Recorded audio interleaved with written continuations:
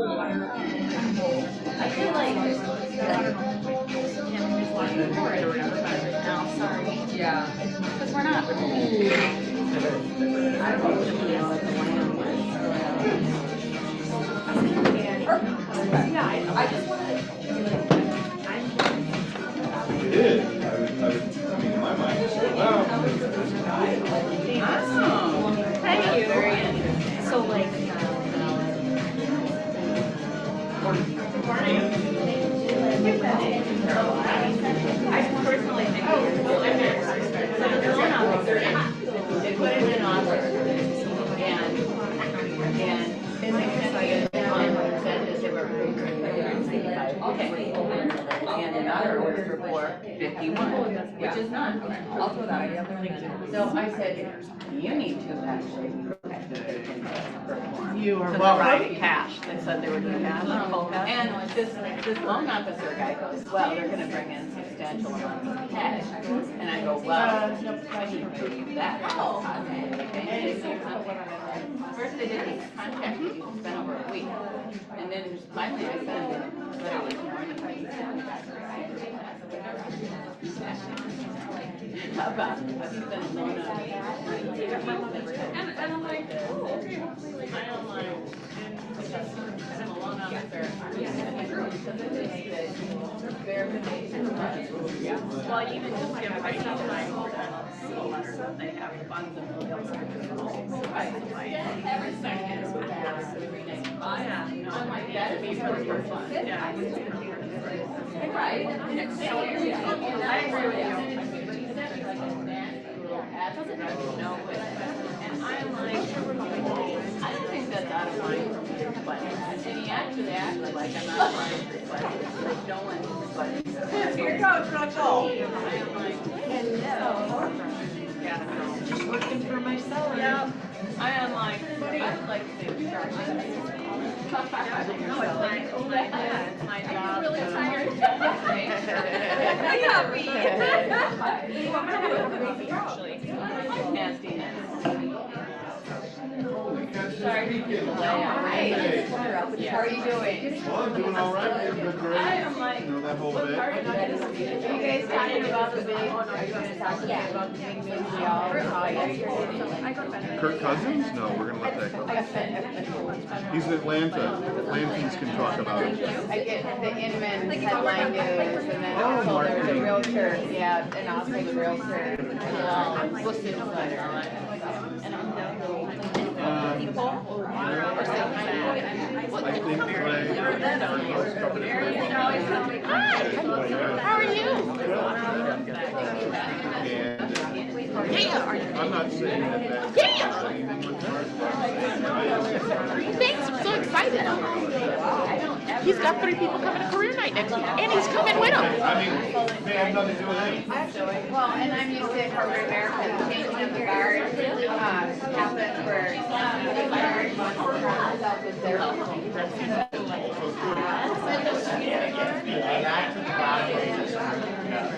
What?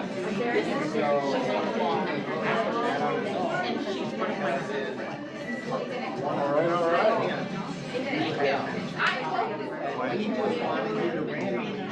Is this in response to the same thing that Sherry posted in the Slack?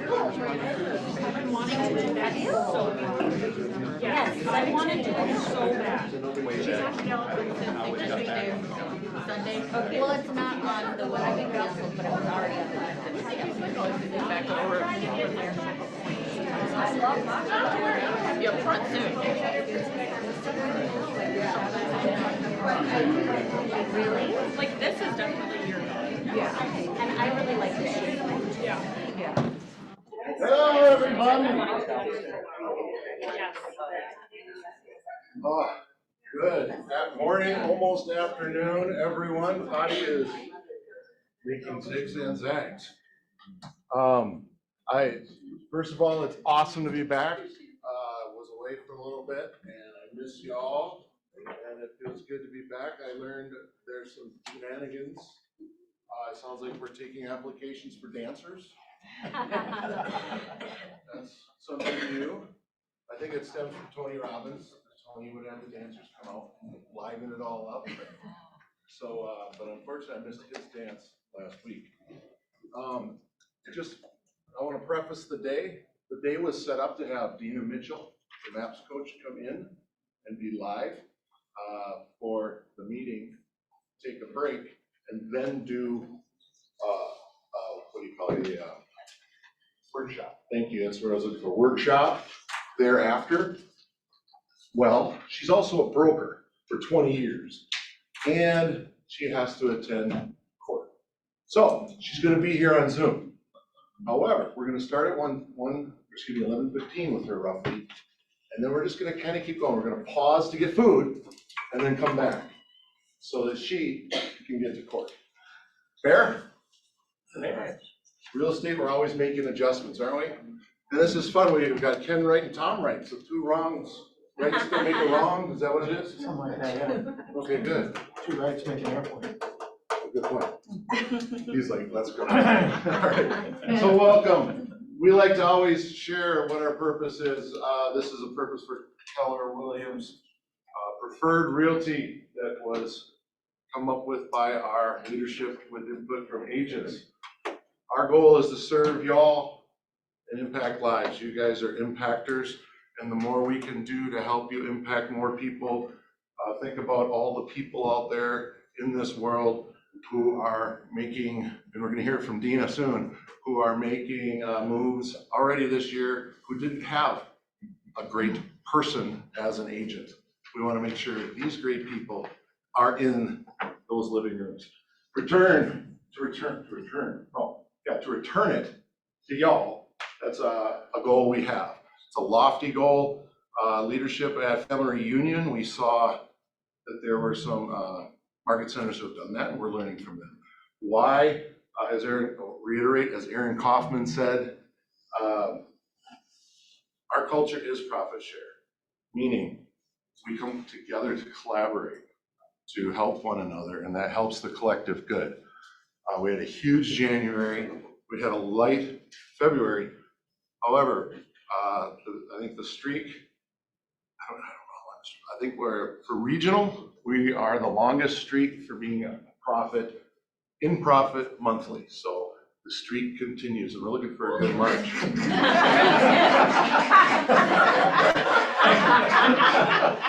I don't know why everyone's laughing.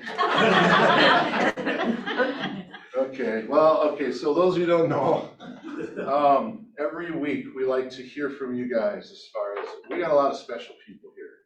And it's important, whether it's your business, whether it's personal, whatever it might be, that we want to hear from you, because it's important for us to know who we're in business with, because it really makes a difference.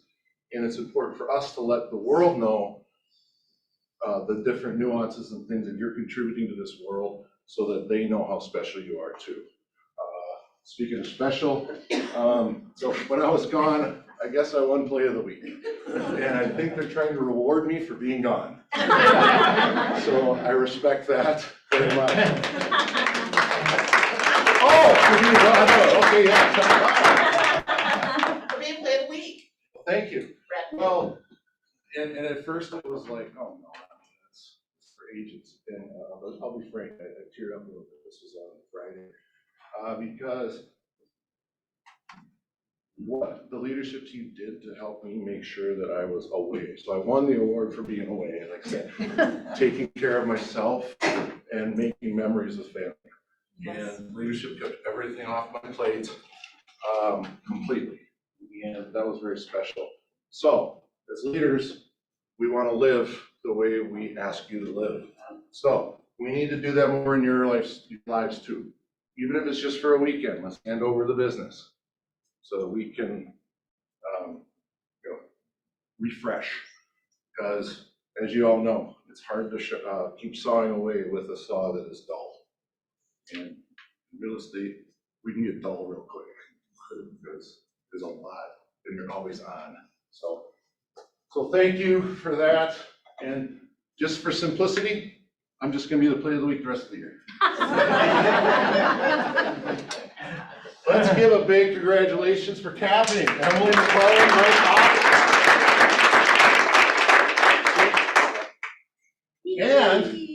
Mary and Tricia.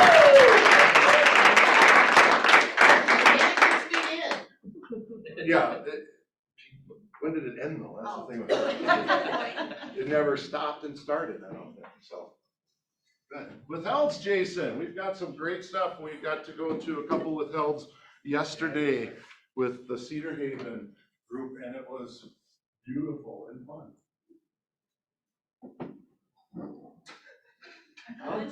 Oh. Coming next week. They're not like on that part of the list, but I think they're further down. One townhome, Burnsville, 2-bed, 2-bath, 2-garage, and unit. 250, 260-ish. Prior Lake single family home, 4 beds, 2-bath, 1-stall garage. 2,000 square feet. Like 325-ish. So end of next week. Oh, you guys want to get something to see before that? That's the price point people like, 325. I've got one coming on, I think in 2 weeks. Burnsville, absolutely adorable curb appeal, 5-bed, 4-bath, coming on at 500. We have a new one coming out in Belle Plaine, out in the country, 7 acres, 3-bedroom, 2-bath, walkout rambler, with a scan, a 3-car attached, plus 5-stall, and a shed, And a heated. heated shed, insulated shed, 600,000. Whoa, Great. that is. Cornucopia of bargains. Even waiting. Unfinished basement. Steve? I think mine might be on there. Probably gonna go by Friday or Saturday. Kind of an investment type property in, yeah, there it is, White Center in St. Paul. I got 145 on there. Yes, sir.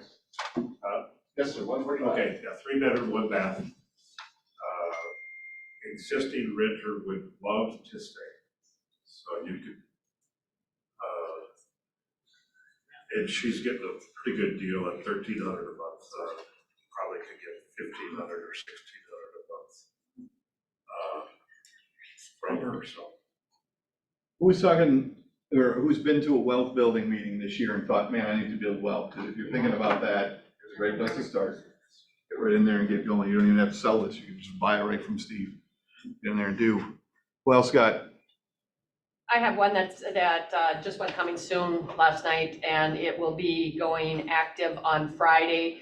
It is a townhouse in Apple Valley, has 1-level living, meaning it has a master or main floor bedroom on main level with the laundry and everything. And then there's a bedroom loft upstairs and a basement in the lower level. Great if you got anybody into craft room. Craft room in the basement is just awesome. 2-car garage right in Apple Valley, right off of McAndrews and Cedar Avenue. What's the address? 350. What's the address? Address is 13023 Garrett Lane. Okay, thank you. So. Jamie never likes to say we got a lot of stuff to do today. So I'm bringing up my friend Melissa. She's going to talk about all these kind of licensing things. Yes, I'll be really quick about it. As you guys all know, your real estate licenses renew and the end of June. But our policy here in the office is that we would like to have you completed all of your CE by June 15th. So if you need a refresher on how to check how many CE credits you have, it's very simple. You go to Pulse Portal, make sure to go into the Minnesota Department of Commerce as the program. You'll choose a board by dropping down to real estate. You'll scroll all the way to the bottom where you see other services and review your CE transcript. All you have to do is input your last name, your license number, your social security number, and press next, and then you'll see how many credits you have. So if you go to the next one, please. It is really important that you remember, no matter how many credits you already have obtained, you do need to complete the required module. It's a 2023-2024 required module. It's called Fair Housing Agency Law Legal Update. It's a 3.75-hour class.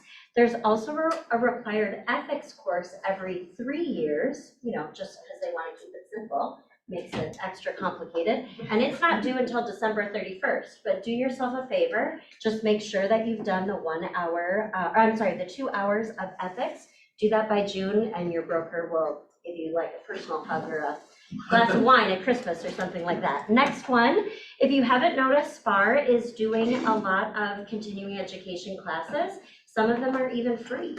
So if you are looking for logging onto SPAR to pay your quarterly dues, which I hope you're doing anyway, as long as you're logged in, just go ahead and take a look at their CE classes on demand. They do have this code of ethics required by December 31st class.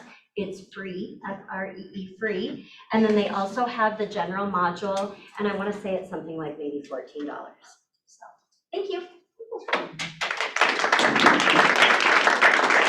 If you don't know, I am doing a Smart Plan of the Week and 2-Minute Tech. 2-Minute Tech is stuff that you do in command, generally teach in 2 minutes or less how to do the thing that is super interesting to you. And Smart Plan of the Week, those are available every week. You will see that on the YouTube channel. You will see it posted in our Facebook group. If you have ideas, questions for those things, just send me an email and I will make them happen. It is fun, it is exciting, and we are moving forward because we have lots of things to talk about. Tomorrow, Health Day. More information to come.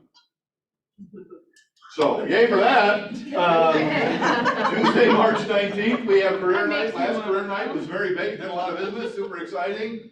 And we are expecting a lot. So we had 16 people here last time. I would love to break that record on career night. So if you know somebody's interested, let us know. Tom's already got you coming. Tom's already got people coming. Go, Tom. He's doing the right thing. All right, there you go. Next week, March 20th, Wealth Building right here, 12:30, right after the team meeting. And on Tuesdays from 12:30 to 1, you can meet and hang out with the broker out in the resource room. If you ever been to the resource room, it's that room that says Onward on the wall. That's where it is. How-to workshop, March 20th, Understanding Wisconsin Contracts. Jenny is bringing in a friend who's very familiar with Wisconsin contracts and be here at 9:30 on next Wednesday and go over all those contracts about all fancy stuff in Wisconsin. So be good to kind of get an idea of what's going on there.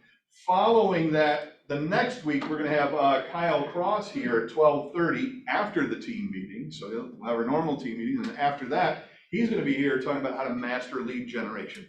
Now, my guess is somebody in here needs some help with lead generation. Something, not sure who, but one of you probably does. And I expect to see you at that meeting. And you know who I'm talking to, one of you. Following that, later that afternoon, the ALC will be having their cocktail hour and connect meeting over at Porter Creek at 4 p.m. And we talked about this last week, but Mark King, sorry, it says president, we know he's not, and Gene Rivers and Dean Cottrell will be hosting a great get-together on April 26th, going over a lot of key topics to do with anything in real estate. So it'd be a great opportunity to go see those folks. Any one of them individually is well worth the fee. The 3 of them together is a dynamite experience. So we'd love to see you there and have you be part of that. With that in mind, I'm going to call up my friend Kelly, my new friend Kelly. I mean, I have a friend Kelly, I have a wife named Kelly, I have a friend named Kelly, I know some people named Kelly. She's up there in the corner right there.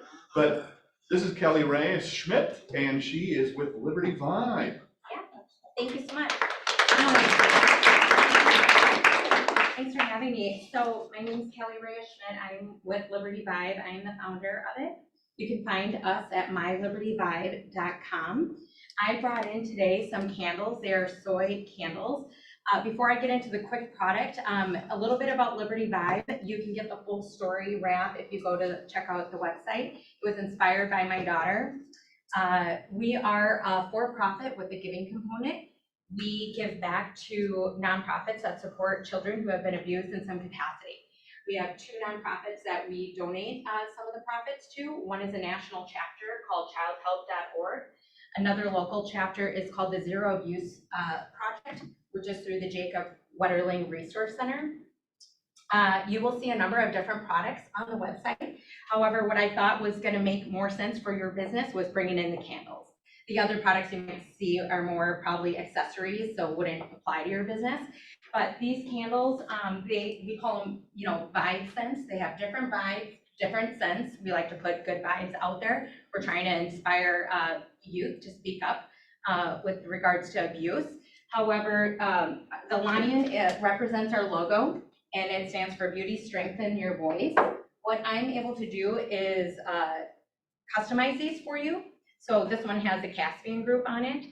We can do your personal brand or your overall broker brand, or if you want to do the family's last name. This can then sit, this is probably gonna burn for about 50 hours. It's a soy candle. So this can sit on their island or counter. This would be great for a giveaway. If you are into giveaways, this would be great for an open house, something like that, or just a closing gift. So a good business write-on. If you have any questions, you can come talk to me afterwards or during lunch. I brought lunch for y'all today. And you're welcome. And then secondly, with pricing, you'll see regular retail pricing should someone want to order and drop ship directly, right? It'll be $36 plus tax. However, I do have bulk pricing available if you wanted to get larger quantities for a discount, which will include the engraving if you like it. And if not, that's fine too. And some realtors are actually going in, partners or, just splitting them if you're, depending how many closings y'all have, at a given time. So that's pretty much all I have to share. I could go on if you'd like me to, but I won't. I'll be respectful of your time. So Kelly Ray Schmidt, my cards are here. And then these are also tags that we put on the, one of the items, the hats, but it'll give you the breakdown and the meaning of each vibe, and each color represents a vibe.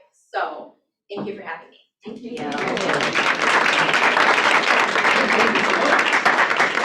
Pizza lunch.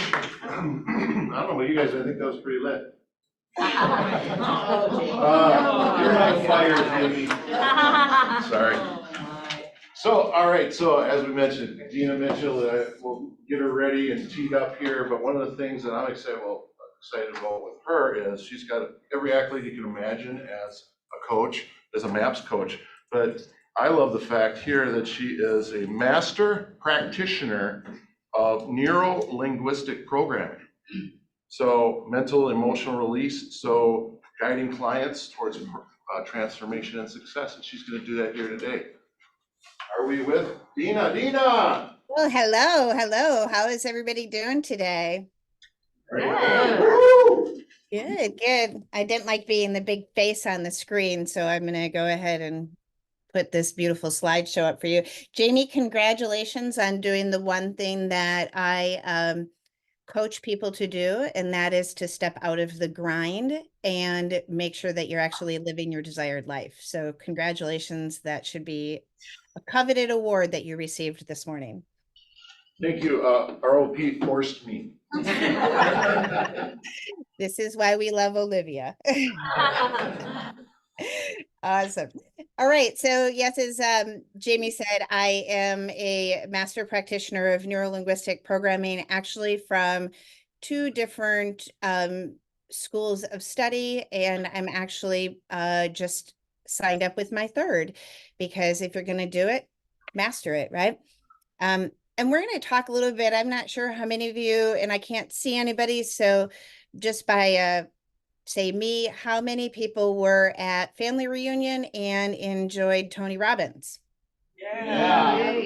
Yes. How many people have walked on fire? Me. Yeah, firewalker, fellow firewalker.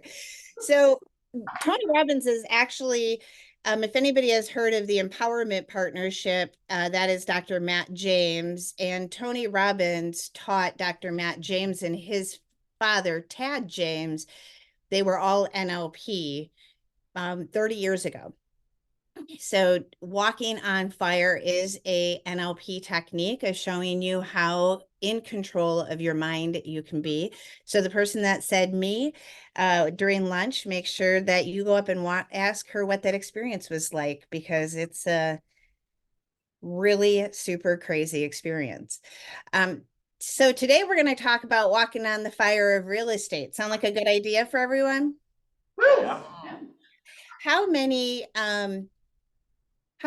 of you right now think, gosh, this is a market that I've really never experienced?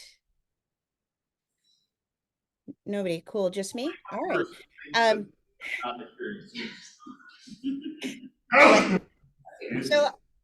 So what some people don't know is I've actually been in real estate since 2003, and pretty much filled every role in real estate, from top agent to team leader, coach. I'm a managing broker. As actually I'm a managing broker now, and I get to go to a lawsuit this afternoon, which is always why I do it. It's kind of fun. People are interesting. People are interesting. And I can tell you that being on the coach side of things, watching and observing, I actually also am an investor and I buy and sell real estate for myself and for friends and such, but watching how the real estate market is presented to the public is fascinating to me. Is it fascinating to anybody else? Yes. And what's really fascinating is how I can watch people's emotions go up and down based off of what the news of the moment is. So today we're going to kind of do a two-part. First, we're going to talk about, and if Tony Robbins said it, and I can't say it any better, is that when you master, the only market that matters is the one that's in your mind. So if you're open to it and it's okay with you, what I'd like to talk to you about today is how you can master the market in your mind so that you can dominate your goals and have the desired life that you would like. Does that sound like something that would be worth your time? Yes. Yes, please. Good, good. All right. So how many people, let's see if I can get this to play.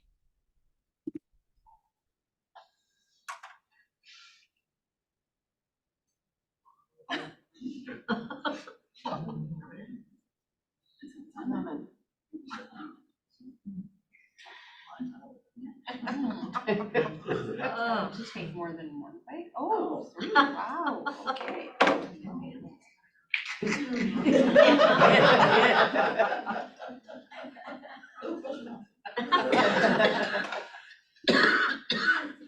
So how many of you watching that, did your mouth start to kind of salivate a little bit? Yep. Yeah. Weird, huh? How about this?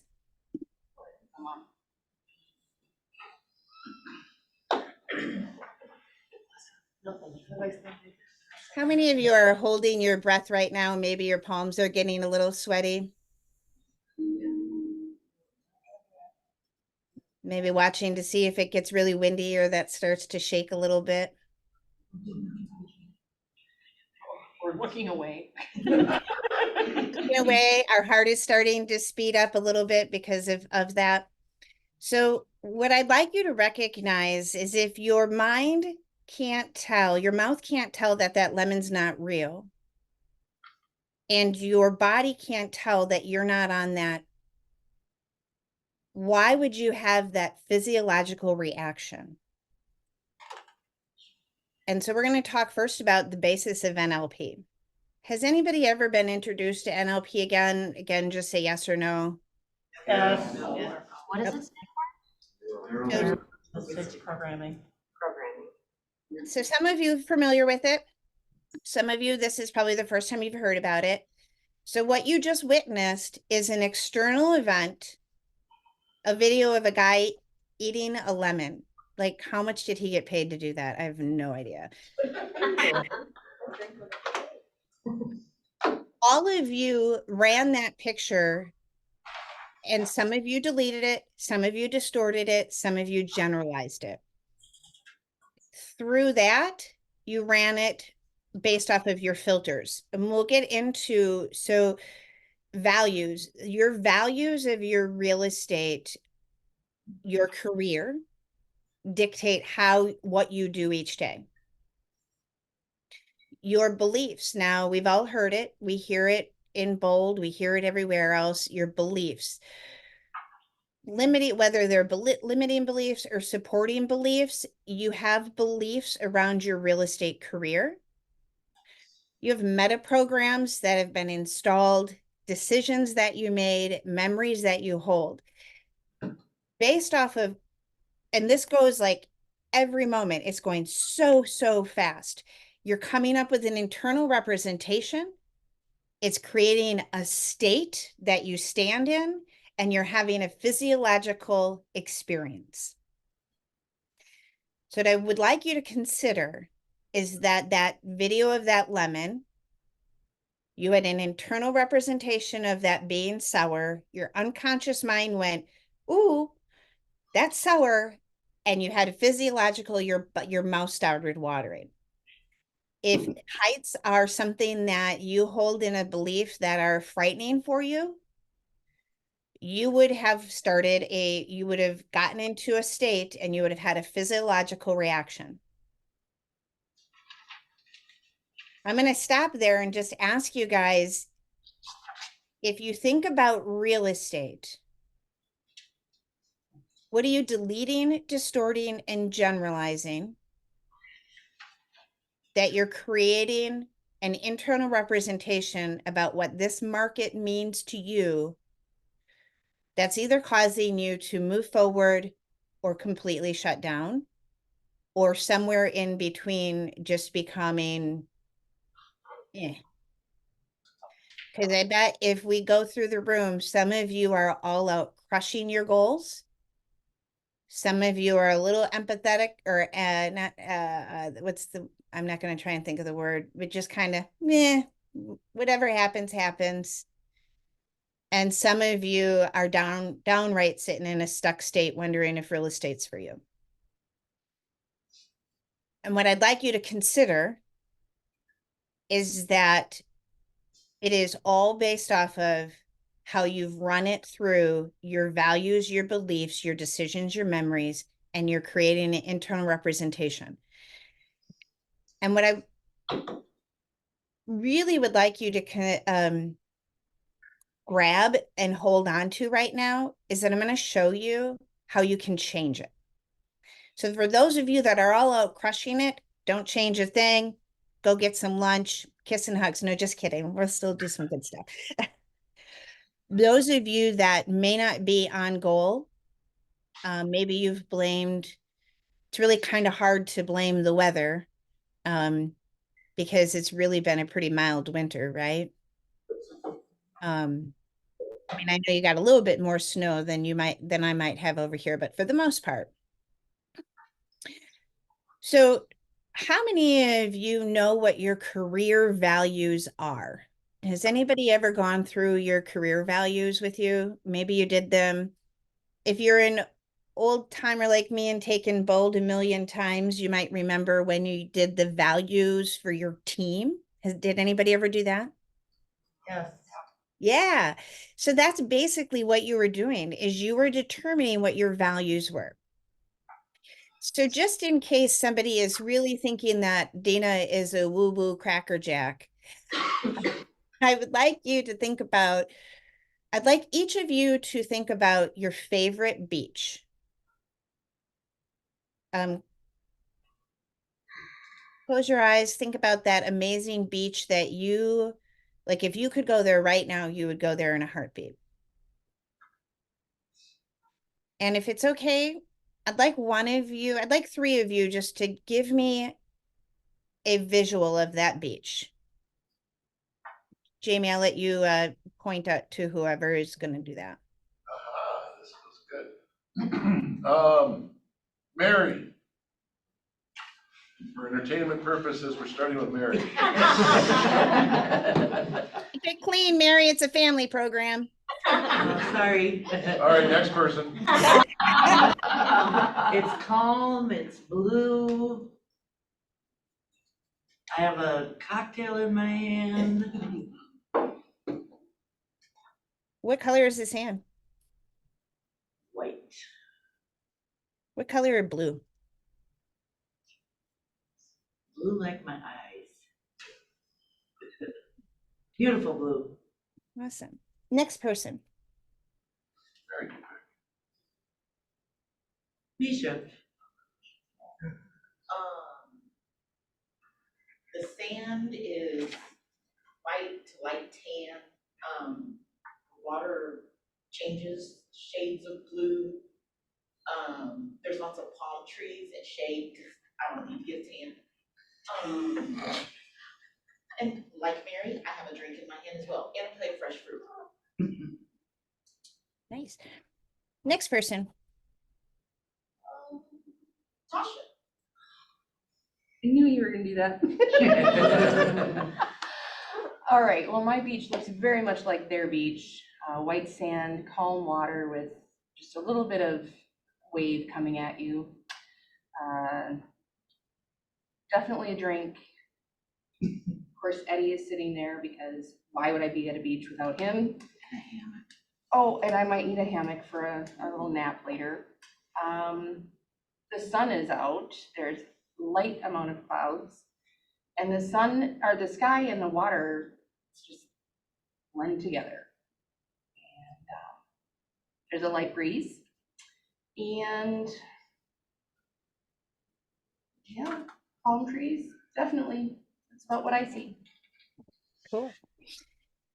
So what I'd like you guys to understand is, and the last person, she actually did a generalization that it's a lot like their beaches. Although all three of them were significantly different, and all three of them didn't include each other. Sorry, ladies. Yep. Cocktail might have been different, sand a little bit different. So the internal representation, when I say the word beach, some people might have even gone to, if we were over in the northern, in Seattle area, their beaches are significantly different than maybe if we went to the Caribbean. So if I was sitting here and had a beach ball in front of my face, the model of the world that each of you individually see, how you're receiving what I'm saying, how you reacted to the lemon, to the heights, to Jamie going on vacation and getting an award, everybody had a different experience and put them in a different state.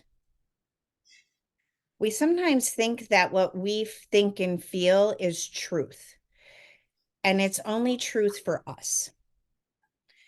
So when you think of it in that space, my goal for today is to help everybody move into a at cause state. And what that means is that how you look at the market, you get to control. And when you get to control how you look at things, you get the power over them. And once you have the ability to make a plan, move forward, take action, right? Tony Robbins talked about it a lot. Like he got everybody up dancing and taking action because he knew that once you changed your physiological reaction to whatever was happening, you would be able to move forward and overcome whatever you're in front of. And you see it happen all of the time. And what we want to move away from is being at effect. And that is where when things aren't going how we perceive them to be going, the market shifted on us massively, right? So 2019, we thought any day now it is going to shift. Any day it's going to shift. And then what happened instead is COVID came. COVID completely put, and I don't know how many of you were in business when COVID happened, but when COVID started to shut down, when businesses and everything went into shutdown at the start of COVID, real estate agents started to panic because they thought, I'm not going to be able to do my job. Then all of a sudden, the world took off and everybody realized I have to be in this house. This isn't my ideal house. And our market just blew up. Now, everything's kind of settled down. We're financially, interest rates are higher.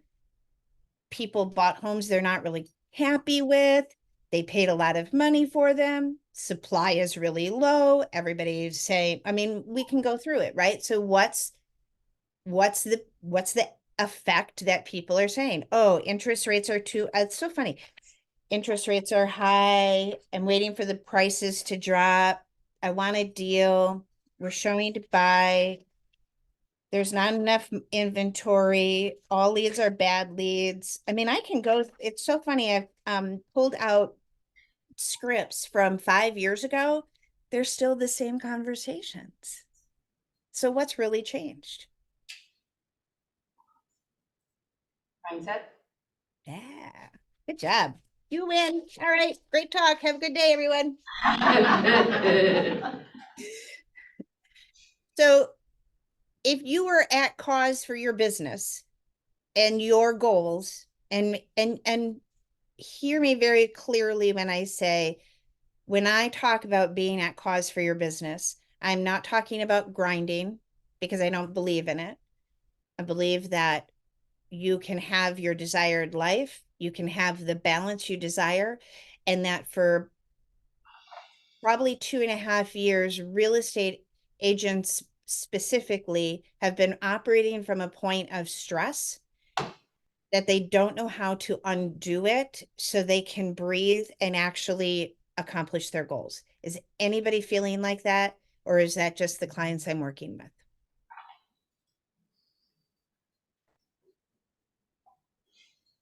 There's some general agreement.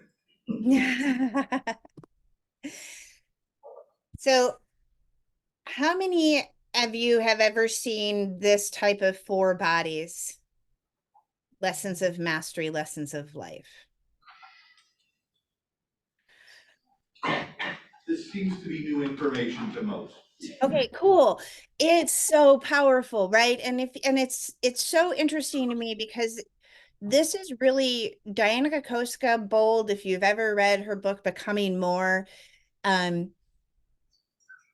we have a state of who we want to be, right? Who do we want to be? And we have a state of how we think. We have a state of how we feel, and we have a state of what we do. And what I find so interesting when I meet new clients is they always say, I just need to do more. I just need to do more. I need to talk to more people. I need to do this. I need to do that. If we're talking to somebody about their physical health, I just need to go out and go for a walk. I just need to go join a gym. I just need to eat better. That I need to do XYZ seems to be where most people feel that they have to start making the shift that they need to be who they want to be.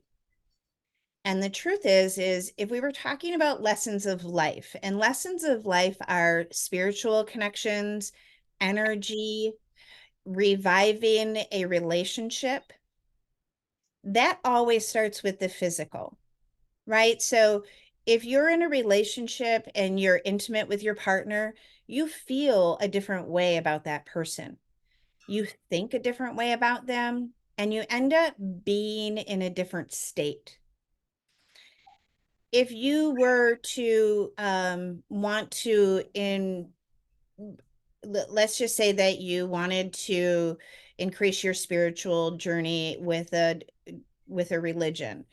Well, if you physically go do church, you're going to feel a different way, you're going to think a different way, and you're going to become what you're hoping to become. And the same holds true if we were going to be talking around energy intake, those types of things. But interestingly enough, lessons of mastery are your career, your physical health, and new relationships. And they don't start with what you do. You could walk out of this training, go make 100 phone calls, and if it didn't work out for you, or you didn't get an appointment, how you feel would not allow, it would put you into a position of thinking negative, then you would become even more stuck. If you physically tried to physical fitness and you want to go to the gym and do weightlifting, and you go and you weight lift, you're going to feel sore and you're going to think, gosh, I don't want to do that. And then you're never going to become that physical, fit, healthy, whatever word you want to give it, person. But if we start in the being and we start asking ourselves, who do we want to be in the context of your real estate career? Who do you want to be? Do you want to be a rainmaker with a team of 20? Do you want to be a solo agent with 3 admins closing 70 deals a year? Only working 40 hours a week from 9 to 5, no weekends, taking off. I'm not sure how many of you know Jenny Wallach, but she's got. Please. What happened? You got a fan. Somebody wants to do exactly that. Well, good. Write that down, right? Because this is the truth. You can. I mean, Jenny Wallach has a program where she calls it the W137. Has anybody heard of that? And if you don't know Jenny, she's a powerhouse of an agent, but she takes every Wednesday off. She takes one day off, another day off during the week. She takes a 3-day weekend every month and a 7-day week off every quarter. You can be whatever you decide to be. And once you decide who you want to be, then you ask yourself, if I'm being that person, how do I think? And the beautiful thing about Keller Williams is you have examples of every level of production from team to individual. There's solo. Gary Keller's got a top solo agent mastermind. I'm not sure how many of you know about that. Or maybe somebody is in there. I'm sorry, I should have asked you, Jamie, for the audience. So when you decide who you want to be, and you can do this for your physical health, you can do this for your real estate career, and you can do this if you're thinking about entering into a new relationship. Who do you want to be? And when you're being that person, how will you think? And if you're thinking that way, how will you feel? And when you feel that way, what will you do? And if we had time, and unfortunately we don't, so I'm going to encourage you to do this. Every morning, if you just take 5 minutes journaling those 4 questions, your physiological state will shift. Your internal representation of the market will shift, and you will have the ability to become who you actually desire to be. I'd love to hear some ahas around this if anybody has something.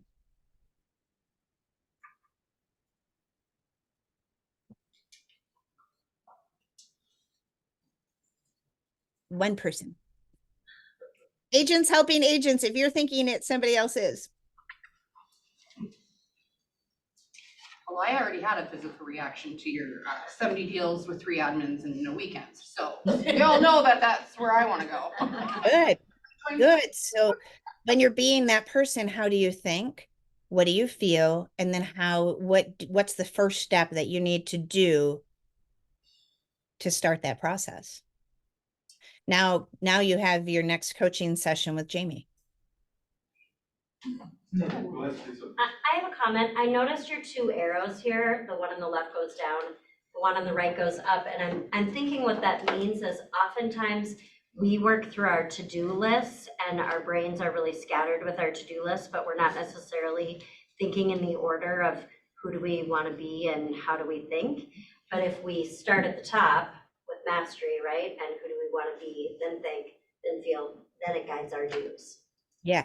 So the arrows are really, so if you're looking at the context of real estate, you have to first start with who you want to be, think, feel, do. Your career, your physical health, and new relationships, you have to start at the top, at the energy top, to go and work your way down to do what you desire to do. If you're thinking of the context of a renewed relationship or spiritual alignment, that starts with the do. Where I see a lot when we come into real estate or when we're setting our goals, they're all surrounding, we're expecting the do to shift how we feel, think, and be. And it won't. It will actually cap you. Does that bring clarity there? Yeah, that's exactly how I was thinking about it too. Start at the top. Got to start at the top. In those areas, like where's your goals? Where do you want to see improvement? This tells you specifically where to start. There is an awesome book. Here it. I don't know how big I am, but it's a book called Psycho-Cybernetics. It was actually written by a plastic surgeon because he would do surgeries to improve people's perception of themselves. And he was fascinated because it didn't change how they thought of themselves or how they felt. And so this is a really great book of the lessons of mastery and how to shift that.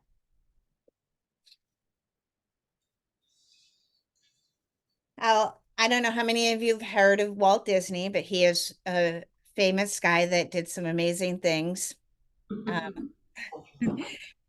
This is a quote that he wrote. I've heard there is a recession. I've decided not to participate. So what I'm hoping you have all heard in the beginning part of this conversation is that you can be Walt Disney and decide not to participate in what the external world is trying to say to you. And I asked Jamie if he could share some numbers, because one of the best ways that we can decide not to participate is actually looking at the numbers and what they're telling us. And I heard a quote that shame loves solitude and so does fear. Fear and shame, they love, love for us to be quiet about what we fear and what we're feeling ashamed about. They thrive in it, right? So we're going to uncover some things here today. Has anybody ever done an economic model? So if you've not, I know Jamie's got one. Highly recommend that you do it. We could start with a life by design form. I didn't put that in here. But when you determine how much money you need to make to live the life that you desire, we can then break it down into how many transactions. So with an average sales price around 344, which might be actually a little low for your area maybe, or is that pretty on point? A little low. A little low. Okay. So cool. We don't have to work as hard. Yay.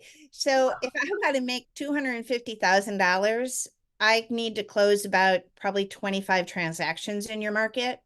If I want to make 536,000, I need to close about 58. Sound about right? So, and if you're wondering how to do that, just take your average commission times the number of units to get your GCI. That's the rest of it is just how many appointments you need to go on, but that's really not the purpose of this slide. So do we have agreement that it's about 25 transactions to do 250,000 and about 58 to do 536?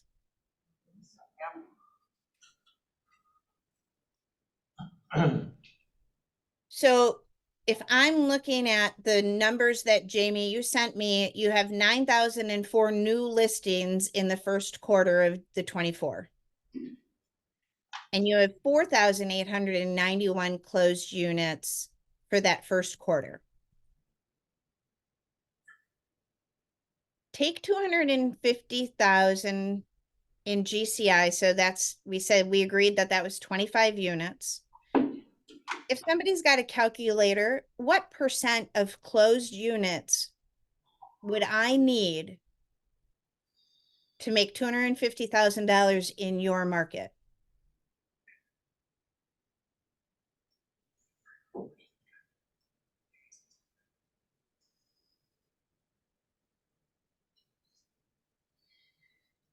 Jason, we're counting on you. You seem to be the only one with your calculator in hand. 1.2. 1.2%. How much would if I needed to close 58 units to make 500 over a $500,000, how many units would I need? 0.24. Percentage. What is it? 0.24, so a quarter of 1%. Yeah. I love this exercise so much.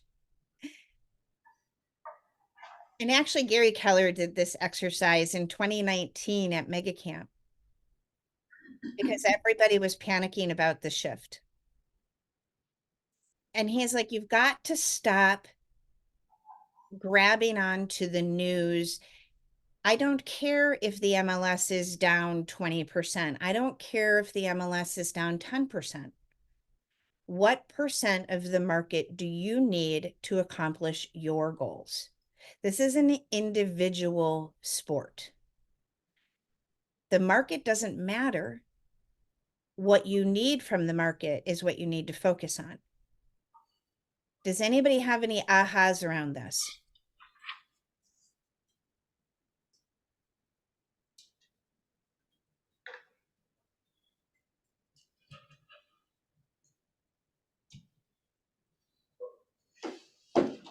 Well, an obvious one is that the percentage that Jason gave us is probably a whole lot less than we were thinking in our mind if we can't wrap our arms around the fact that we're gonna do that.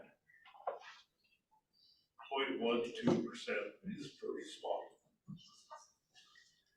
of the market I need to capture to close, to grow to 250.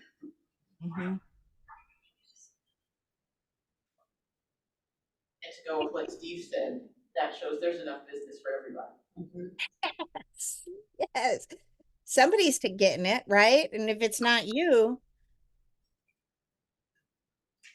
why not you?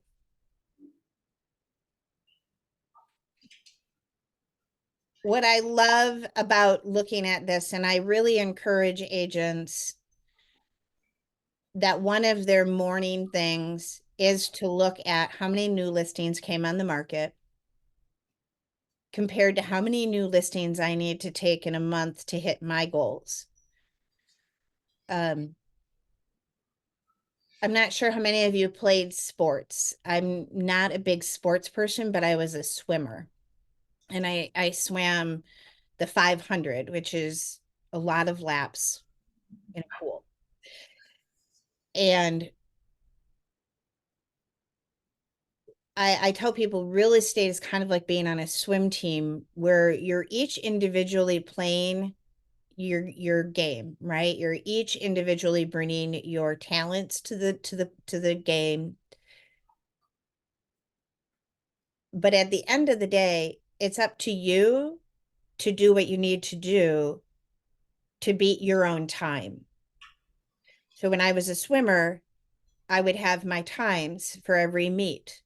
And my goal was to beat my time.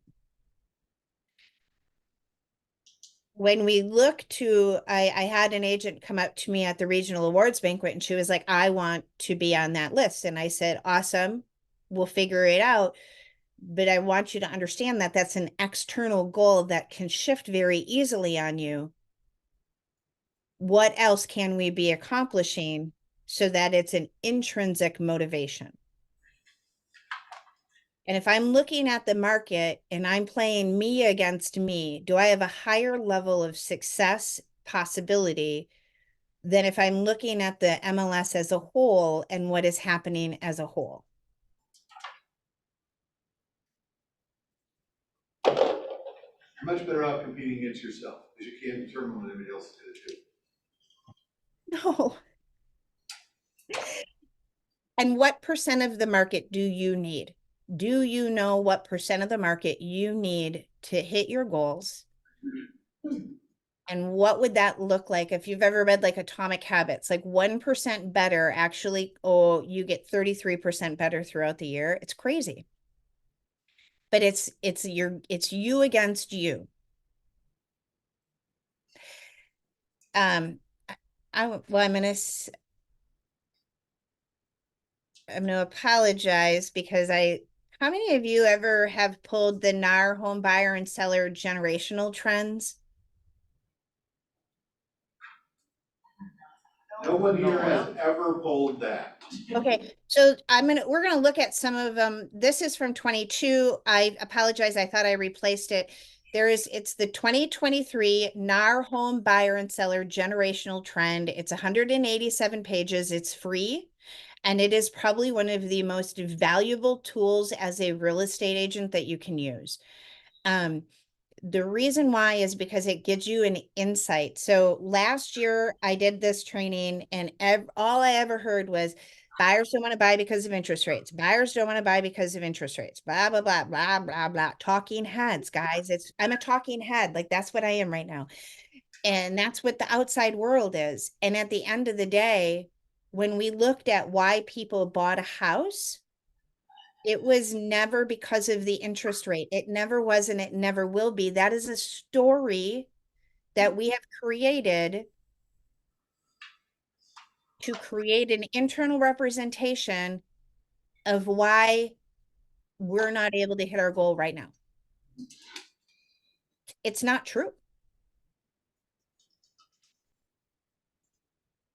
Everybody bought a home because it was the right time for them to buy a home. It was the best time because of the mortgage financing options available to them. Some of them didn't have a choice. They had to buy.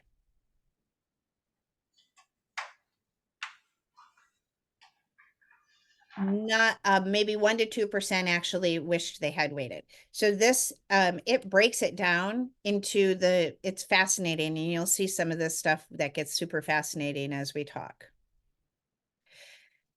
How many of you had the opportunity to listen to Phil Jones at Family Reunion? Phil was not a top guy for his team at Family Reunion. Okay. If you do not have his book, Exactly What to Say for Real Estate Agents, I would highly recommend buying it. It is, he talks about the worst time to know what to say is in the moment you're meant to say it. Our words have so much power. And if I would quickly go back to that NLP, everything that you have coming out of your mouth is getting received by the other person based off of their model, beliefs, values. And so learning the importance of staying in curiosity over what the other person is receiving from you. We know that they're getting bombarded with inaccurate information. So that means we have to be louder and have a deeper relationship so that we can correctly guide. First, you have to change your own state and your own belief around the market before you can change anybody else's. And so when Phil Jones, he was 15 and started a car washing business and got so busy that he decided to stop going to school because they weren't teaching him. He was making about, I think he said 7,000 pounds a month as a 16-year-old. He's like, no teacher's going to teach me how to do that. It was he's got quite an interesting story of how he's developed. He has come up with what he calls a 5-step dance that I love and wanted to share with you today to kind of help you break out of whatever story might be holding you back from actually doing even more than you ever imagined. one of the most common things I hear in my coaching when I start working with people is, well, if I just knew what to do, I would go do it, Dina, if I just knew what to do. So I'm going to ask, we're going to go through a 5-step dance here. And the first one is, who are the people that you need to ask more questions of? If there are any brand new agents sitting in this room, my encouragement to you would be to walk up to the highest producers in this room and buy them lunch.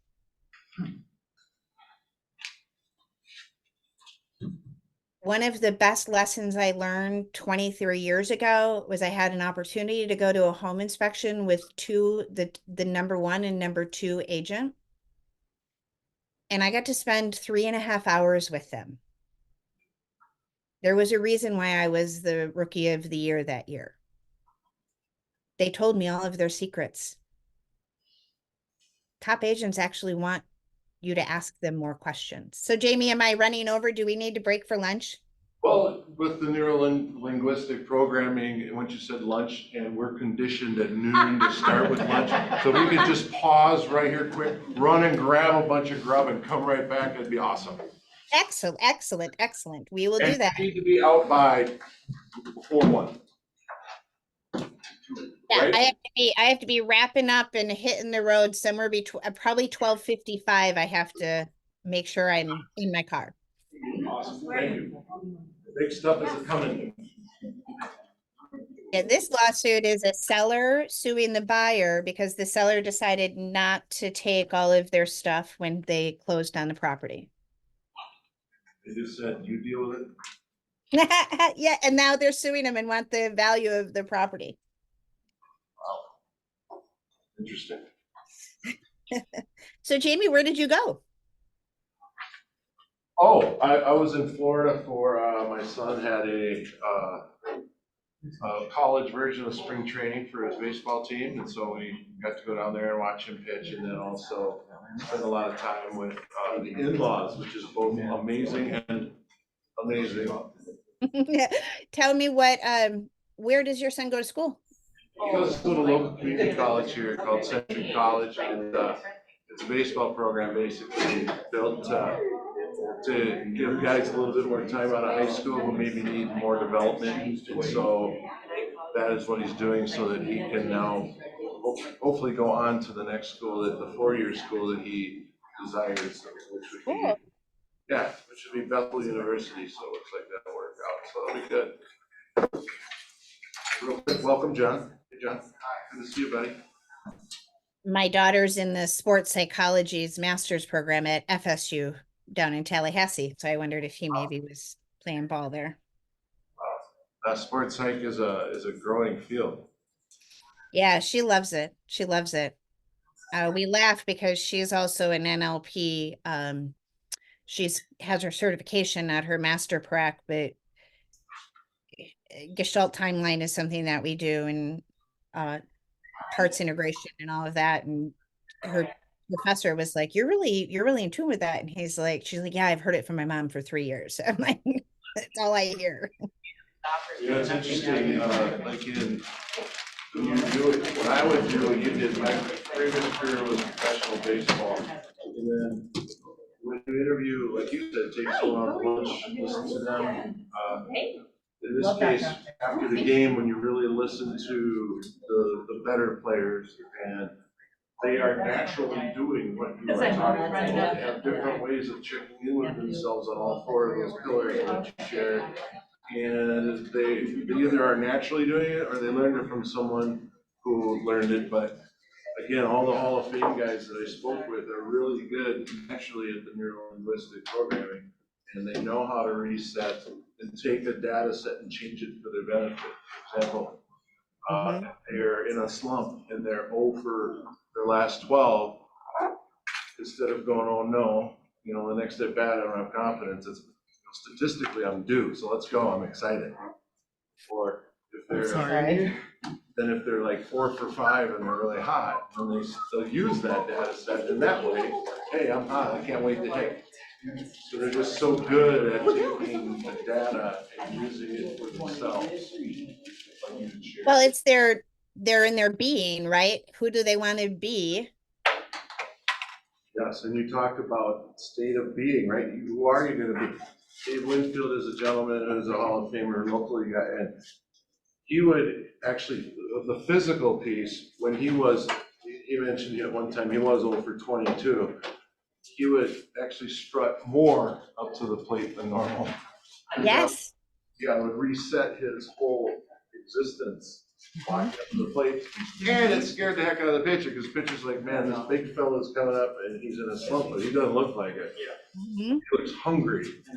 Mhm. So that whole changing state of being is a big thing. And we're used to sitting in the desks or sitting in the car a lot as agents. However, we need to be cognizant of taking moments to resetting our physical being.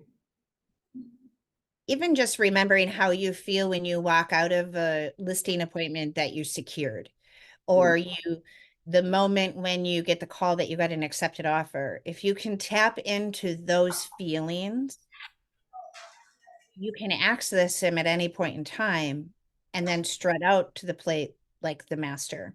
You'll win more. Different than that lemon. If you're able to remember the feeling of the being you are when you're at that peak moment of success, you can dial it up at any time with practice. I need that reminder. I haven't done it in a while, so thank you. Yep. It works in every area of your life, whether we're talking career, physical health, financial. Like, when was the last time you really felt financially free? Like, depending on what your goal is. Like, I work with a lot of people that want financial freedom. So first, do you know what that feels like? Remember that. Sit in that, hold that space. Then what? Then what? Then what? It's really, we make life so much more difficult. Yeah, That sort is of. true. My wife says that to me all the time. I make life more difficult. I doubt it. More entertaining, I think she means. Her word difficult means entertaining and fun. Thank you for that adjustment. Well, in baseball, you should probably know, we were taught sandwiching. So before the game, you envision, like you said, you envision all the times you were successful over and over and over again. So when players are walking into the stadium, oftentimes, they're not just listening to their favorite music, they're seeing themselves over and over being successful in that game. Well, first of all, old successes, reminding themselves what they're like at their peak. And then they take the time to envision that happening at that day in that game. And then after the game, you take the time to look at what didn't go well, analyze it a little bit, and then re-envision it as it happened, as if it happened as you wanted it to happen. Yes. And it totally erases and changes everything. And that would be something I would love to find a way to capture and help everyone do. You just explained NLP swish pattern. Also, what Tony Robbins did with Andre Agassi. That's what he described. Right? Yeah, well, when you started up to hit the ball, look at your physical difference. What was your difference? Beat the snot out of the ball before he even hit it. Bam, bam. You just missed an amazing display of what it looks like hitting the snot out of a ball by Tata. I'm sorry we didn't have the camera on her at that moment. Melanie has a question or a comment. There's a team called the All Blacks in this rugby league, and they do this thing called the haka before they play, and it's supposed to scare their adversaries. And it works, because they're one of the best rugby leagues Haka? ever, the haka. Yep. Haka? Just look it up. All right, we're gonna practice that, so if we ever find out if they're interviewing other agents for the listing, we'll do a haka. Yes. Yep, the All Blacks. We will It's do an that. awesome team. Does that still create a win-win or no deal? It's just, No, it just makes it more fun. once you watch to understand what I'm talking about, it's pretty cool. So really what they're doing is they're creating their physiological state so they believe they cannot lose.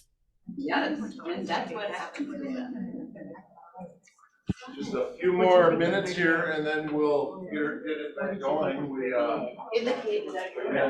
ironically talking about dancing, talking about Tony Robbins, Jason Arvidsson, our tech director, and much more, has decided that we need Tony Robbins dancers to jump in at moments to get things fired up. I love it. I love it. So you're going to hold tryouts for that? We got applications first and then tryouts. And when Jason comes back, if you just ask him to do the dance, he'll do it right away. Okay. His wife is on Zoom, so I'm sure, Kelly, you're really appreciating that I'm offering that up.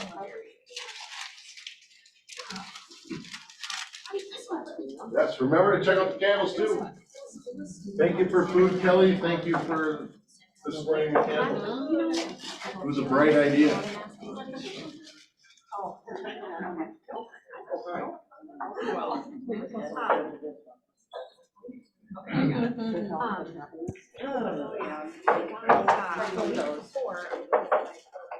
All right. How about in 1 minute, if you don't mind getting started, I need to run and go do something quick, so it's all yours. Dina. All right.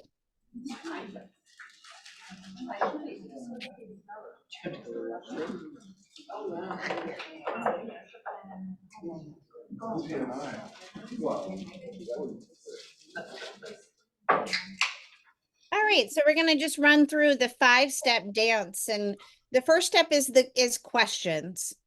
Who are the people I need to ask more questions of? New people, and I don't know if you heard Jamie and I talking, but he was like, it's interesting when he played ball, the top agents or the top players after the game were all sitting asking each other questions around the game, things they did. The key to this is knowing that there is no right and there is no wrong. There just is. And that allows you to hear clearer, understand more things.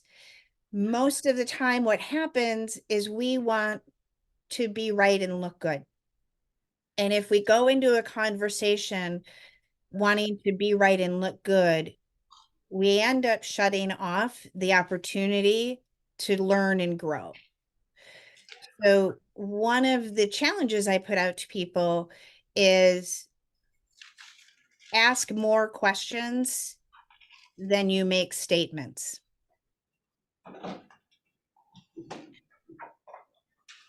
So if you entered into and the other thing I would say about questions is every time you ask a why question, fine yourself $5. Actually, a parenting hack. If you look at a child and say, why didn't you clean your room? They immediately become defensive and give you excuses. If you say, what caused you to decide not to clean your room? You'll actually understand what's going on. You also empower them because you help them understand it was a decision they made. It was a choice that they made. You ask why. This is humans, right? Think of the time. Why did you do that? I mean, as an adult, I want to have a choice word for anybody that says that to me because I wanted to. That's why, because I can. So what, how, who, those are the how you can start the questions so that you engage the conversation. The other real important thing to know about questions is the person that asks the questions controls the conversation. And I know that if you're anything like me as a real estate agent, we have a tendency to be a bit of a controller. We like control. That's why we're good at what we do. So if you're really wanting to control the conversation, ask more questions. In fact, try to never make a statement. I should have Jamie, I don't know if you've ever played the question game where you have to go around and ask questions back and forth from a role play perspective. And the person that can't ask the question, it's a great activity to open up questions. Conversations. This is probably the most impactful one for where we are in the real estate world right now. What are the conversations I should be having that I'm not? Some examples that might come up for people. Are we reaching out to our lenders, our vendor partners, our top 100? Are we talking to our database? Are we reaching out to our past clients? There's so many conversations that could be had to deepen relationships to get the goals that you desire. Where do I have relationships that hold untapped opportunity? We've already determined that we don't need the entire market to hit our goal, unless your goal is to have 4,382 closings in a quarter, which I'm sure Jamie would be pleased as punch to help you accomplish. But where do you have relationships that hold untapped opportunities? How many of you have actually gone into LinkedIn or Facebook and scrolled through your friends list to see who do you know that is an untapped opportunity? Who do you know that works in HR departments? Who do you know that's a developer, an entrepreneur, runs a landscaping company, a heating and cooling company that you need on your referral team? Being able to every day when we sit there and go, I don't know who to call, go, okay, well, who do I know that I should be working on deepening my relationship with? If any of you have ever gone to a Gene Rivers event on how to do 100 units in 1 year, I think is what his class was. One of the first things he said is it's in the relationships. And nothing holds more true today that real estate is relationships, nothing more, nothing less. The business, the result of your business is a result of the depth of relationship you have. Where have you already created opportunities where if you showed up and drove the action, it would explode?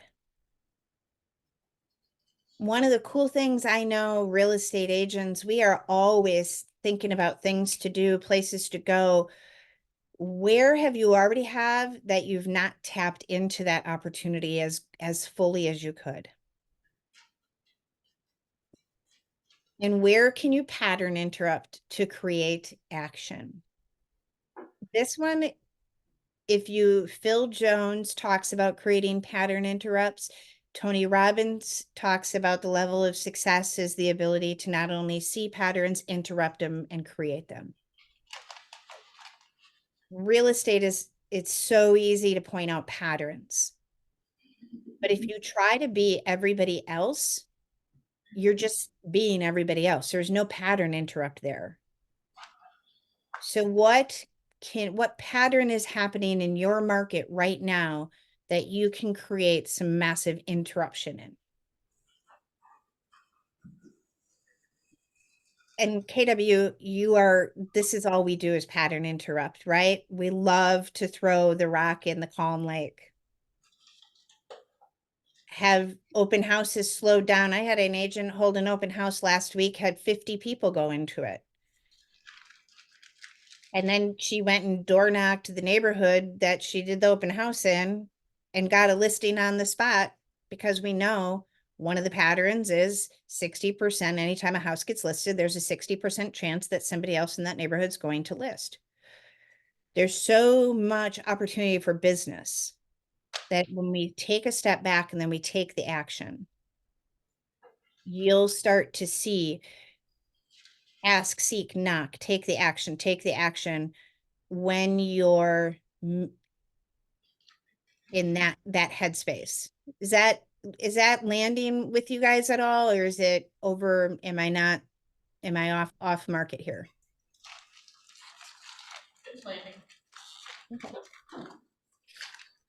May I ask a quick question about the 5 steps of the dance? Is that from that book that you recommended, that Phil Jones book? No, that Phil Jones book is all about how to start the conversations to keep them moving forward and open up people to a possibility of working with you and closing deals. Great, okay, thank you. No, that 5-step dance is for you to get out of your head and be able to see the possibilities. And I just had to put this up because it was my very favorite quote of Phil Jones. That is really funny. Right? You know, and if you looked at your clients and go, are you in a Merlot-induced Zillow romance? I'd like to help you. That's a pattern you could interrupt. Could we agree that Zillow is not the best place for our clients to be looking at homes? Yeah. So give them the Chardonnay experience. Or whatever cocktail is in the Caribbean that you all are drinking. So now we're going to kind of get into, so we talked about mindset, we talked about breaking through. We all agree that we have the ability to change our internal representation of the market to be able to shift to hit our goals. So these last time I want to spend with you, I really want to get into how to actually implement some of these things. This is actually from the 2023 what sellers want most from a real estate agent by level of service provided. So if we go toward that, we need to take action. And if we looked at the demographic of where we're wanting to really hyper focus our business, or maybe the demographic of I will tell you, it's like I told you, I've been in the business for 23 years now. Or I don't know, a long time, 21 years, whatever. I actually have my children's friends calling me to buy their houses. Like, that's freaking me out just a little bit. But when I think about what is the age, what do they need? So when you think about how do you need to present yourself to your clients, where is the pattern interrupt that you need to provide so that they see you as the resource for real estate? This is, I'm going to stay here for a second. So we know that most people really want help pricing homes competitively and marketing homes to potential buyers, selling within a specific time frame. Those are the 3 things they value most from you. How are you presenting yourself to sellers so that you can pattern interrupt where they're going for that information? This was massive. Based on the age of the home buyer, how did they find their agent?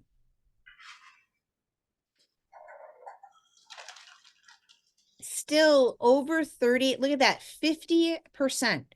This generation, this 24 to 32, that generation is a referral-based generation. I can't help but notice how low line 2 is for everyone. Yep. And ironically, in the trends, about 68 to 72% were very pleased with their agent. So that number is pretty skewed off and continues to get skewed off. If you think about what's happened in the real estate industry, it's makes you pretty aware that if you don't maintain a relationship with your client very loudly,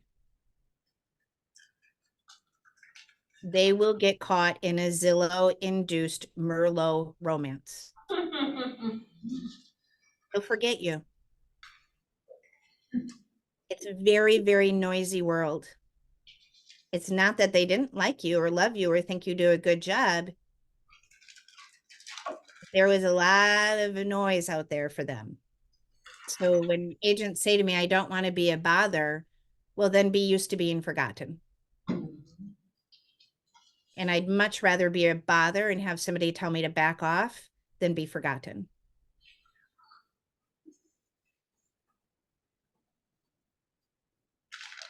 And I say that with a lot of love in my heart for you all.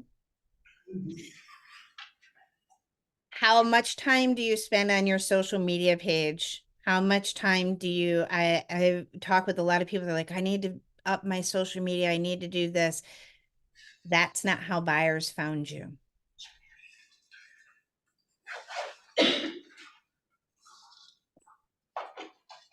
The Iacocca business, after all, is nothing more than a bunch of human relationships. That's all it is. I'm going to give you some percentages to write down, because as much as I'm a touchy-feely, I look for the proof in the number. I'd like you to write down the number 10% and write down the number 3.4.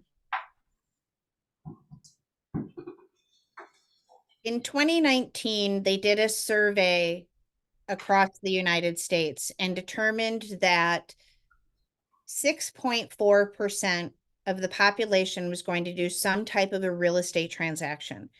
Now, I'll go 2023, we'll throw a shift in there, 3.4% of everybody in your database. So if you have a database of 100 people, 3.4% of them are going to do some type of a real estate transaction.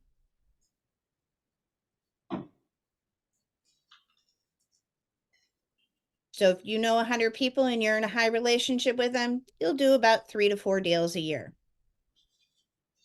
Interestingly enough, that's about what an average agent sells. Now, here's where it gets fun.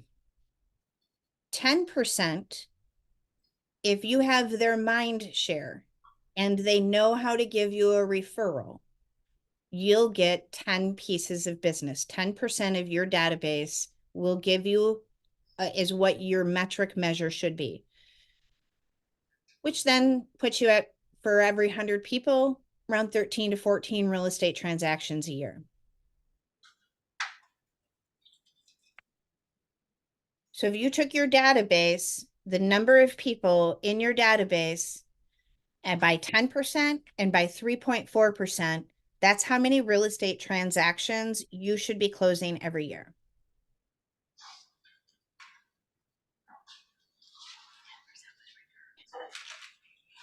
How many of you would be hitting your goals and exceeding them if that's what you were hitting? Yeah. Now, to be honest, I've only, in the past 3 years, I've met 2 people who actually get more than 10% referrals from their database. But they play all in on their database. They do food drives and invite their database. They do ice cream trucks and invite their database. Nobody there, they follow the DTD2 and check in on people and make sure everybody is good and how can they help them? Is there anything that they need? Oh, by the way, I love getting referrals. Thank you so much for that referral. It's really that simple. How many of you have seen this prospecting, marketing, both slide? Yes. Awesome.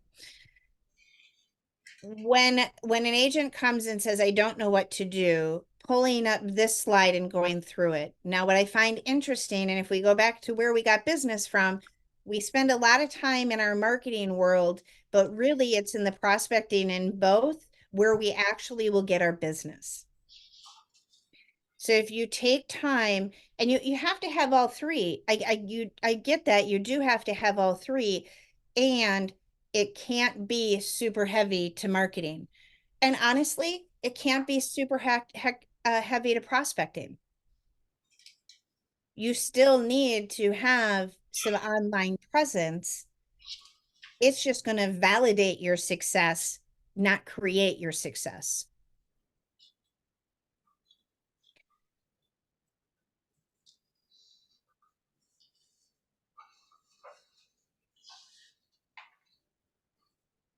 How many of you have seen this before? No. This, Jason Abrams presented this probably about 3 years ago on relationship selling and talking with agents on how to set up their business so that they created a constant, that they were able to capture the 10% or the 10% of referral business and 3.5%, 4% of move business. So real estate happens because of typically around a life event. Empty nesting, divorces, death, downsize, job relocation, job growth, so many different opportunities for when somebody says, I think I'm ready to make a change. Most money is spent trying to capture the lead 90 days before the transaction. To be able to capture the 10% referral and the 3.5% before the move, and the way to be noisier than Zillow, Realtor.com, Homes.com, HomeLight, Dave, all of these online lead programs, is to make sure that you're present when they have their milestone or their life change. That happens through post-sale and referral and milestone and life change. Some ideas and examples is put your past clients in a private Facebook group. Following the DTD2, stalking them on Facebook because everybody puts their life on Facebook. I know that I'm going to be working with a lot of my kids' friends. I have 7 weddings to go to. Only one of them is a remarriage from one of my friend group. Everybody else is kids getting married. How many friends do you have who have kids graduating this year, going to college? They're all thinking maybe we'll sell the house. Reaching out to them saying, hey, if you're a lot like a lot of people that are going to be empty nesters, you might be thinking about what it would be like if we sold our house. I'd love to be able to give you an equity analysis or come by and just walk you through what that might make. Doing an equity analysis on everybody that bought a home from you is probably one of the best ways to get listings. Being able to show somebody that they made $150,000, which is probably what they make in their job, that they could make that in their house. And then, and just to really clear out the cobwebs, if you're saying, well, nobody wants to move, Dina. Yeah, but they might want to use that 150 to buy an investment property. If we really want to jump on a scare train, all I keep hearing is the stock market's going to crash. Stock market's going to crash. Well, where's the best place to put your money? Real estate. How many investor seminars are we hosting? Are we teaching people how to invest in real estate? Are we investing in real estate? So much opportunity. All I can think about is the Step Brothers. So much room for activity. Y'all, there's so much room. Let's play.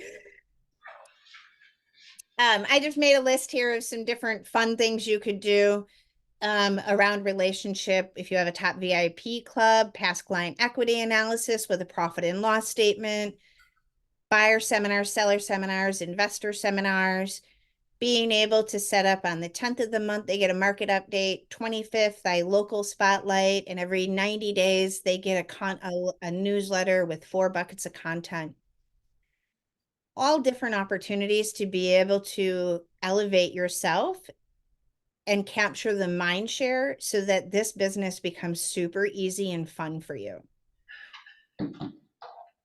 If all we're doing is grinding and trying to pick out the next lottery ticket, it gets really, really, really hard. Any thoughts around that?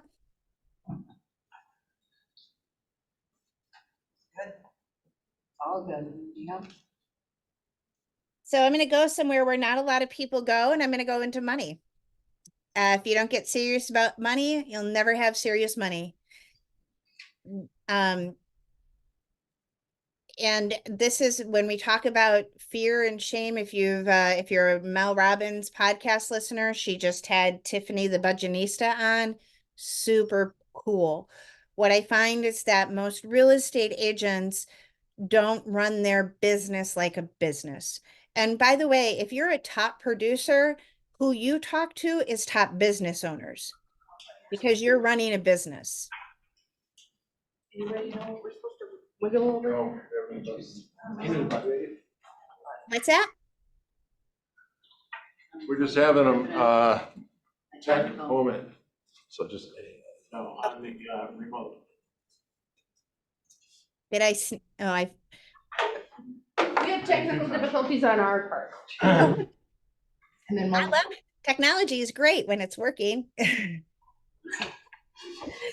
And so let's talk about money for the last 5-10 minutes here, and then I'll open up to any questions you guys might have, or conversation that you want to have.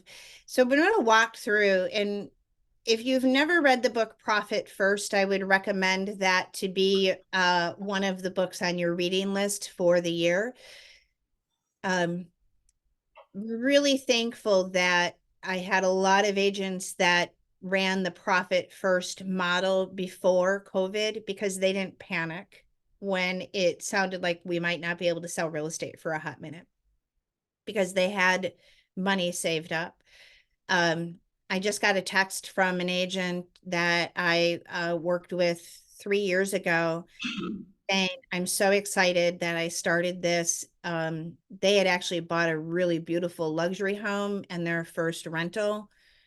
And they decided this year they were going to rent out their luxury home because of what they could get for rent on it, live in the rental so that they could buy 2 more rentals and her husband and her could actually retire off of the income from those things. So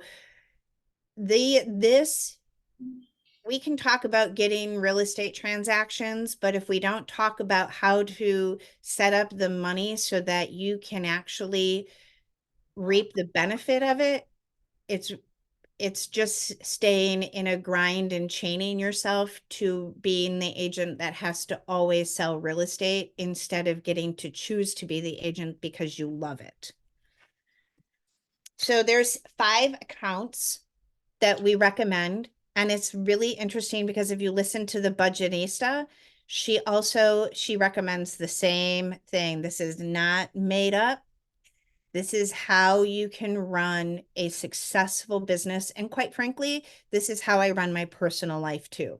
If you read Wealth Can't Wait by David Osborne, I was just looking to see, I've got my bookshelf up here.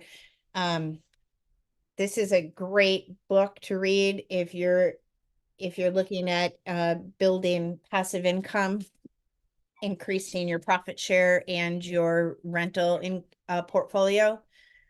So you have a deposit account, an operating account, capital expense, reserve, and then your profit account.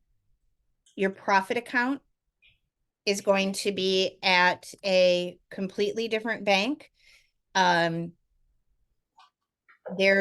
would recommend looking at some of the online banks. If you do go to if you go to Budgetnista, it's Tiffany, the Budgetnista. She has a list of online banks that she recommends that you get a higher interest rate. In Profit First, they talk about first just putting 1% away, 2% away, and working up to putting 10% of every commission check into a separate account and only looking at that quarterly. This is also where you, if you wanted to build, to be able to buy an investment property, this would be something that you could do. Your operating account is your fixed monthly expenses.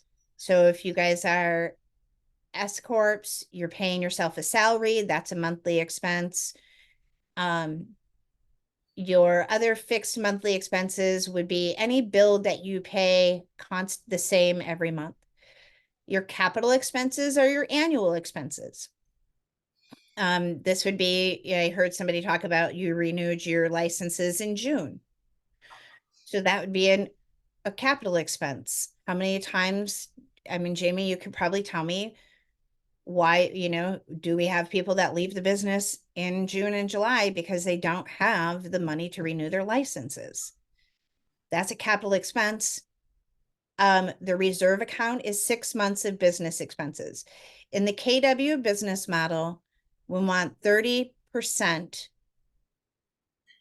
of expenses saved for 6 months.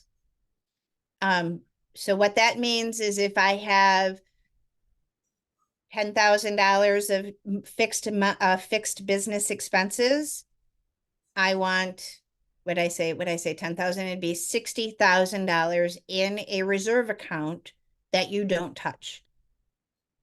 It's the same for house, right? This brings such a level of success to your business because when you're not concerned about the money, your level of service to that client is insane. It's so cool.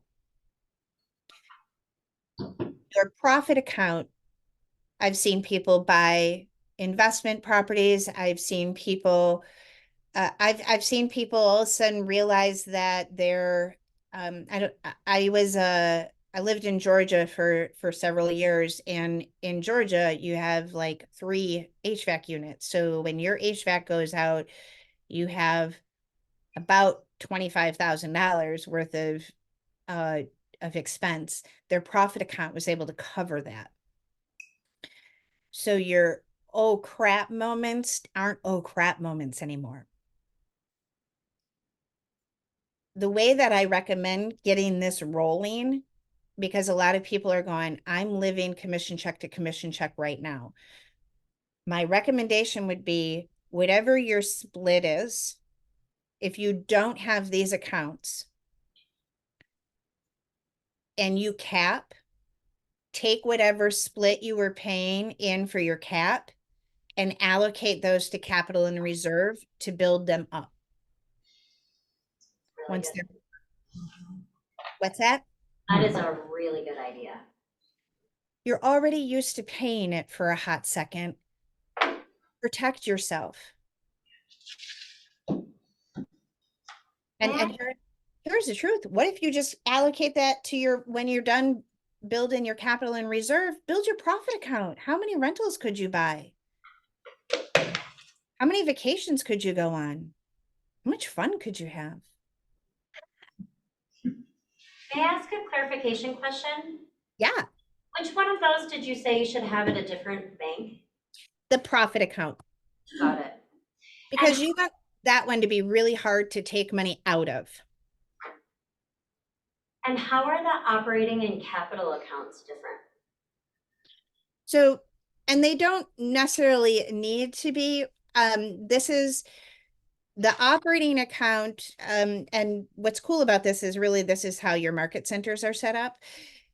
Your operating account covers your day-to-day budget and gets funded monthly. Your capital expense account, that they fluctuate when you need to pull out of that. Thank you. Yeah. Sometimes people are like, well, I don't even know how much I should be doing. I don't have a profit and loss state, Dina. I don't know what any of those are like. And if you, Jamie, if you want me to come and talk profit and loss, I love profit and loss. It's a great, they tell great stories of your business. This is the MREA 2 budget model based off of production, how much money you would annually allocate. Now, this is a best practice. It doesn't have to be an absolute. There's some metrics you run off of. Whatever salary you pay, you should be receiving, you should be able to 3x your GCI. So if I'm paying somebody $10,000, I should be able to make an extra 30,000 having them in my world. Your lead generation, for every dollar you spend, you want to get at least $9 back. If you're not getting at least 4 to 1 on lead generation, you're losing money.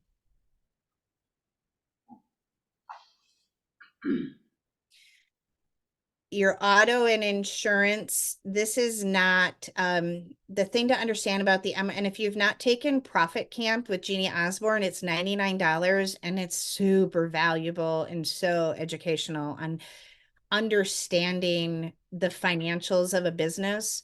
I don't know about you, but before I got into real estate, I was a bartender, a nail technician. I did run a trucking company, so I kind of looked at P&Ls, not really. Yes, I was 25 and I ran a trucking company. Bartending, that's the one thing that really prepared me for real estate. I didn't know how to run a P&L. I never even knew I didn't know what P&L stood for, profit and loss. So taking Profit Camp, excellent, excellent opportunity for growth. Great. What do you got? I'll be a talking head for a hot second. I don't like that. Can she repeat that Profit Camp class? She said, yeah, who leads that? Profit Camp. We have questions about that. Profit Camp. All right, let me see if I can get the link and I can shoot it. If you go to KW events.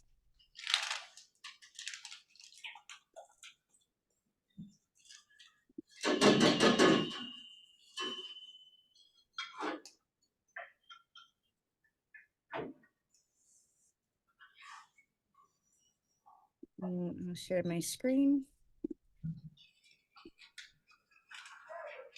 So it's a 3-hour digital class that you can take.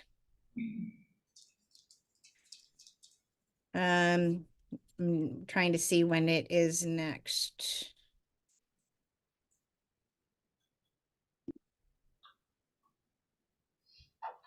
June 18th.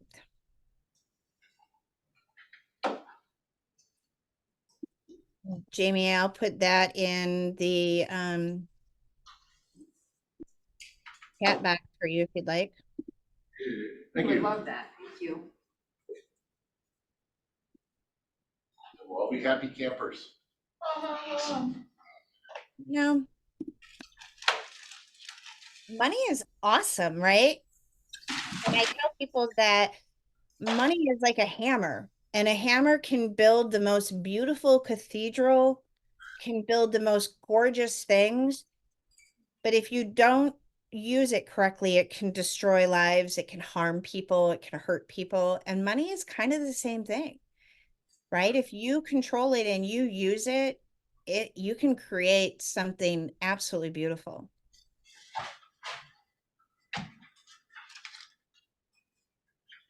Great. Awesome. Any ahas, any thoughts, any questions for me? We went through a lot in a really short period of time. I appreciated a lot of the numbers and statistics. We'll be good to go back and look at our databases and our own finances and see how we're spending our time prospecting and also spending our marketing and advertising dollars. Yeah.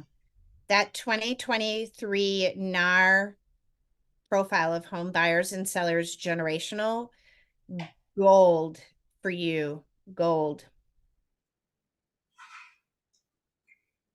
I love what you said about what we think and feel is our truth. It might not be the truth, but what we create is our truth that we're existing in. And then that tends to leave us in fear or in shame. That leads to solitude, which keeps us from becoming a person who's capturing mind share with our clients, our base. So it's really cool how throughout the time you spoke, how that kind of all kind of manifests itself. And this is really on point with some of the stuff we've talked about this year, Dina, with, we started the year talking about living with intent and identity. And what you shared is, who are we first, right? Who do we want to be? Who are we? What is our being first? And that's powerful. And also with some of our other speakers, they talked about the 4 pillars, like Eric Westrom did the 4 pillars, which were spiritual, mental, emotional, and physical as well. So it's great how you've put it in a different setting on some things that we've seen and heard. However, I love how you taught it from lessons in mastery, starting with being, and then lessons in just life, starting with doing and stumbling and learning and going from there. So I think it's important for us to continue to remember we should start our day and check in on a few times. Who are we being? Are we being the being that we want to be? Yeah. And even at like home, if you have a kid that you're struggling with, give them a hug, even if they don't want it. A spouse that you're arguing with, hold their hand. Watch how things shift. This is, real estate is amazing. It's a phenomenal vehicle to live your desired life, but it is not the end all be all to living your desired life.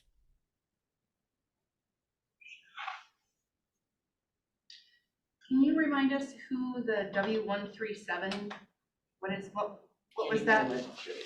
Jenny Wolak, W-O-L-E-K. She's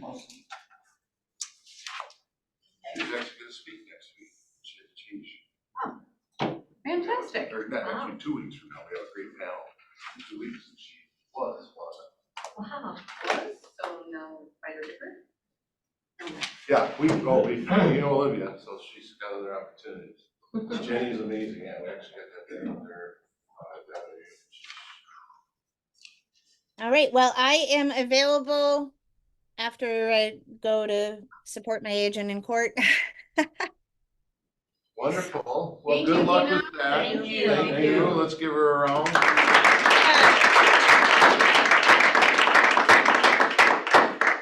I'm here to answer any questions, Jamie, if you guys need anything, or if any of you want to have an outside conversation around something, feel free. I'm always available. I love my low North Central region. You guys are all rock stars. So thank you so much.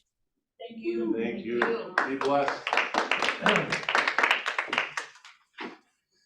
Thanks, everybody. Next is we have that at 2 o'clock. So take some time maybe between now and then to remind yourself of who you are and who you want to be. Check out the candles. Kelly's gonna run off with the candles real soon, so. Thanks for having me. Yes. First in the morning to see how it got. When I was at the region, I bought I'm just like, I'm saying all this, and then I can't, that's why I started yesterday.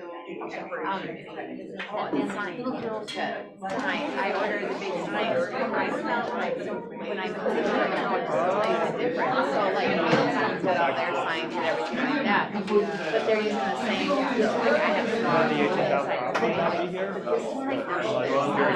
and so it stands out, and I had like, for Friday, had like something, but I feel like the bigger, taller sign made it different, because I think people can see it versus like, you know, I'm good, how are you? Like that, so just having a bigger sign, I think makes a big difference, so I was excited about that, and then, the gal that, picked him up, she left one in her car, so I didn't bring it back in, and so, I was like, well, you don't have to, it's a little sign, but if it's a big sign, I will.